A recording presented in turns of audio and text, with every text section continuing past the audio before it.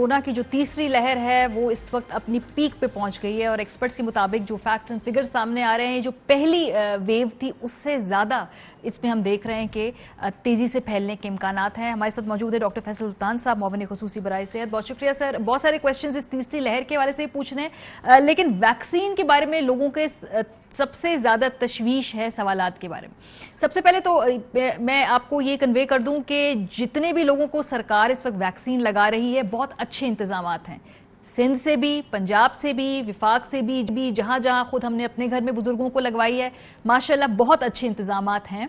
लेकिन ये वो लोग हैं जो उस एज ग्रुप में आते हैं जिनको सरकार लगाएगी वैक्सीन। जो प्राइवेट वेंडर्स हैं उनसे वैक्सीन कब तक आएगी ताकि वो सारा ग्रुप जो उसके लिए एलिजिबल नहीं है तो वो भी लगवाना चाहे तो लगवा सके? शुक्रिया जी। अच्छा, एक तो पहले आपको एज ग्रुप्स के हवाले से बता दूं, थोड़ी गुड न्यूज़ ये है कि 50 से ऊपर वाले एज ग्रुप को भी हमने रजिस्टर करवाने को कह दिया है 30th के बाद। वो आपने देख लिया होगा। उससे जो इंडिकेशन आपको अंदाज़ा होना चाहिए वो ये है कि हमारा ख्याल है कि आइंदा आने वाले दिनों और हफ्तों में जो अवेलेबिलिटी है वो कुछ बेहतर हो जाएगी। तो इवन जो गवर्नमेंट के सेटअप से मिल रही है वैक्सीन, वो अगला कम से कम उस एज ग्रुप तक इंशाल्लाह पहुंचना शुरू हो जाएगी। जहां तक सवाल है और उसके अंदर उसकी प्रोक्योरमेंट को जरा इंप्रूव करने की भी हम कोशिश कर रहे हैं। कुछ परचेज वैक्सीन की 10 लाख डोजेज 1 मिलियन जो हैं वो अगले 2-4 दिन में पहुंच जाएंगी और फिर अप्रैल के महीने में कई मिलियन डोजेज का हम बंदोबस्त कर रहे हैं। इंशाल्लाह वो भी आ जाएंगी। प्राइवेट का जहां तक ताल्लुक है वो उसमें हमारी तरफ से देखिए जी, उसमें कोई रुकावट नहीं है। उसमें रजिस्ट्रेशन की इजाजत थी और फिर कुछ प्रोक्योरमेंट हुई भी। उसकी प्राइसिंग के बारे में थोड़ा सा मेरे ख्याल से कुछ बहस चल पड़ी दोनों तरफ से। कुछ लोगों का ये ख्याल था कि जी ज़रूरत ही क्या है, ये क्यों प्राइवेट जो है प्रोक्योरमेंट की इजाज़त दी जाए, ये हुकूमत का जिसे कहते हैं जिम्मेदारी है, और बिल्कुल है।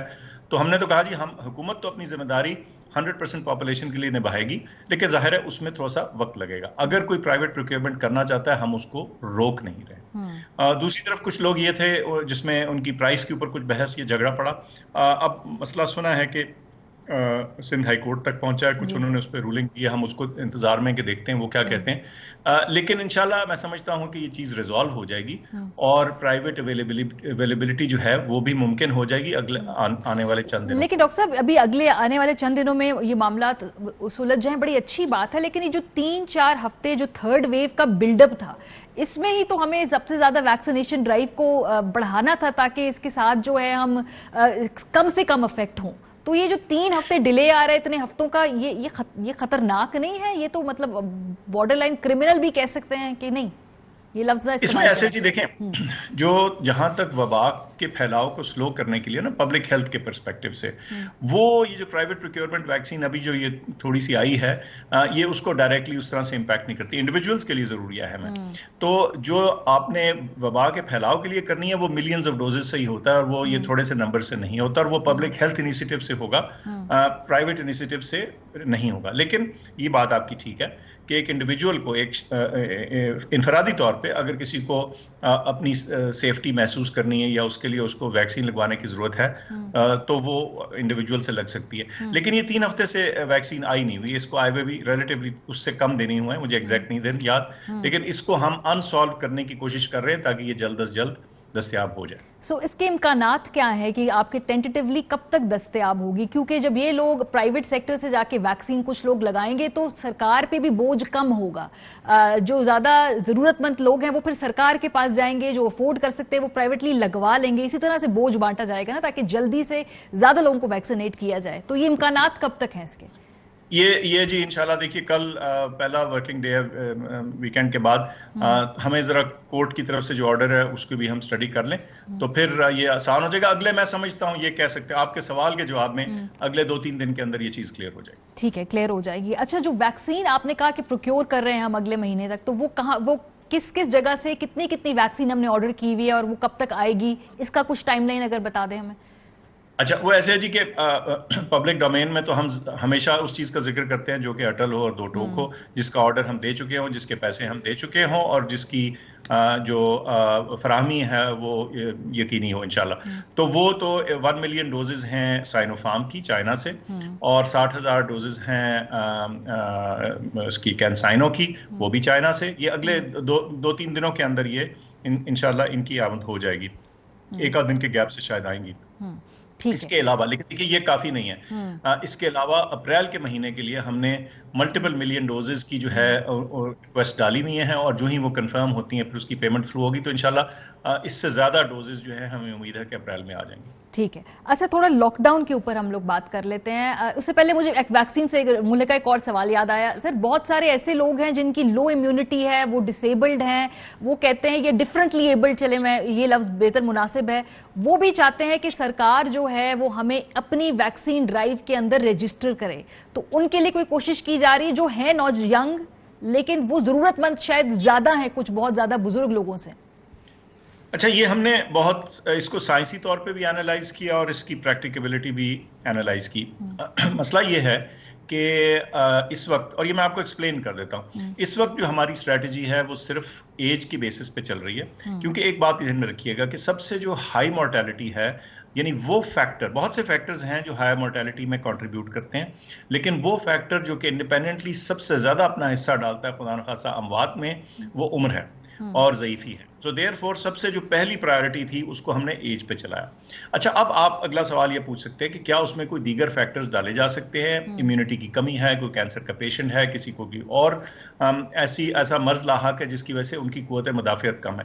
اچھا یہ بات ٹھیک ہے کہ آپ اس کو فردر فائن ٹیون کر سکتے ہیں, لیکن ایک پرابلم یہ ہے کہ ہمارے معاشرے میں لوگوں کا جو ڈائگنوسس ہے وہ کسی سنگل سسٹم کے تحت نہیں ہے. تو اس چیز کا حتمی طور پہ تعین کرنا کہ یہ چیز موجود ہے, اس کے تحت فردر ان کو کچھ پرائرٹی دی جائے, یہ فائن ٹیوننگ میرے خیال سے ہمارے معاشرے کے اندر پریزنٹ سٹرکچر کے اندر تھوڑی سی مشکل تھی, ایک بات. اور اس میں مس یوز کا چانس تھا. آپ نے ریسنٹلی دیکھا ہوگا کہ ہم نے پورٹل کھولا ہیلتھ کیئر ورکرز کے لیے, اور ہمیں کچھ شک ہے کہ اس میں کچھ لوگوں نے جو ہیلتھ کیئر ورکرز نہیں بھی تھے انہوں نے اپنے آپ کو رجسٹر کیا. تو تھوڑا یہ بھی دیکھنا ہوتا ہے کہ آپ کا سوسائٹل سٹرکچر کیا ہے. ٹھیک ہے, چلے اب لاک ڈاؤن کی طرف تھوڑا سا بات کر لیتے ہیں. کل ایک بڑا اہم اجلاس ہے NCOC کا, یہ بات پہلے کلیئر کر لیجئے کہ کیا جیسے اس طرح کی خبریں شاید لاہور میں کچھ طور مکمل لاک ڈاؤن کرنا پڑے, کیا کوئی یہ تجویز زیر غور ہے کہ کچھ شہروں کے اندر مکمل لاک ڈاؤن بھی کرنا پڑے آنے والے چند ہفتوں میں؟ اچھا ایسے ہے کہ جو بیماری کا پھیلاؤ ہے اگر اس کے اوپر آپ نظر ڈالیں تو 8-9 بڑے شہر ہیں پنجاب میں, کچھ KP, اسلام آباد, جہاں ان کے پھیلاؤ, جو بیماری کا پھیلاؤ ہے اس میں خاصی تیزی ہے. وہاں کچھ اضافی میجرز کرنے کی ضرورت ہو سکتی ہے. ابھی تو جو ہم نے آج جیسے اناؤنس کیا وہ شادیوں پہ ایک سرٹن ڈیٹ کے بعد یعنی جو شادیوں کے ایونٹس ہیں ان کے اوپر مکمل پابندی عائد کی. لیکن دیکھیں ایپیڈیمک کنٹرول میں اور پبلک ڈیسیجن میکنگ میں کبھی بھی کوئی چیز آف دا ٹیبل نہیں ہوتی.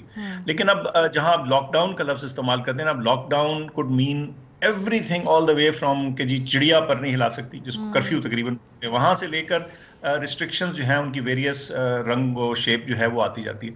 تو ہم نے دیکھنا یہ ہے, اور یہ بہت اہم بات ہے, دیکھنا یہ ہے کہ وہ چیزیں ریسٹرکٹ کی جائیں جن کے کرنے سے آپ کو بیماری کے پھیلاؤ میں سب سے زیادہ فائدہ ملتا ہو, یعنی بیماری ان کے ذریعے پھیل رہی ہے اور آپ ان کو ریسٹرکٹ کریں. تبھی ہمارا فوکس رہا ہے شادیوں میں. دیکھیے آپ کے سامنے ہے کہ ہمارے سارے معاشرے نے اس بہار کے موسم میں شاید یہ فیصلہ کر لیا تھا کہ اب ساری شادیاں اور ساری پارٹیاں اور ساری سوشل ایکٹیویٹی ابھی کر کے چھوڑنی ہے, تو فارچونیٹلی اس کا ہم خمیازہ بھگت رہے ہیں اس وقت. اچھا ڈاکٹر صاحب, ابھی آج میری نظروں سے خبر گزری کہ جو نئی ویو ہے اس میں بچوں کو بہت زیادہ افیکٹ کر رہی ہے. یہ اسلام آباد کے بھی کچھ فگرز ہمارے پاس سامنے آئے.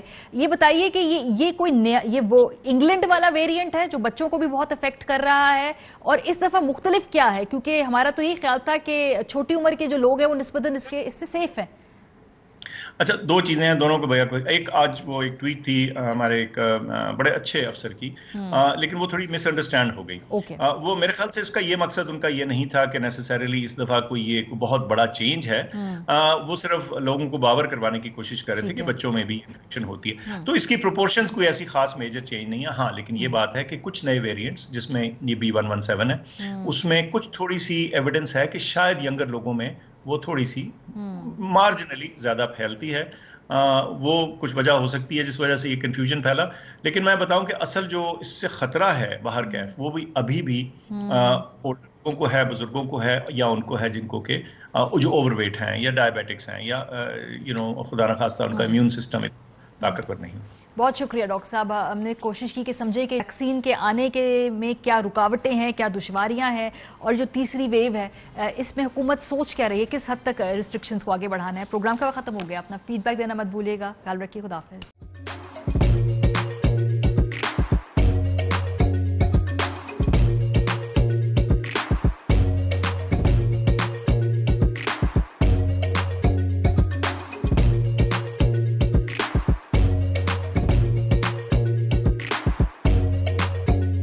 Instead of saving up for a new toy or a trip to Disney World, a 70-year-old بدلاً من توفير لعبة جديدة 来自阿拉巴马州的一名7岁女孩没有花 एक नए खिलौने या डिज्नी वर्ल्ड की यात्रा के लिए बचत करने के बजाय Alabama Anstatt für ein neues Spielzeug oder eine Reise nach Disney World zu sparen, hat En stade für un eus qu'elles EDN Reznach Disney World zus par an.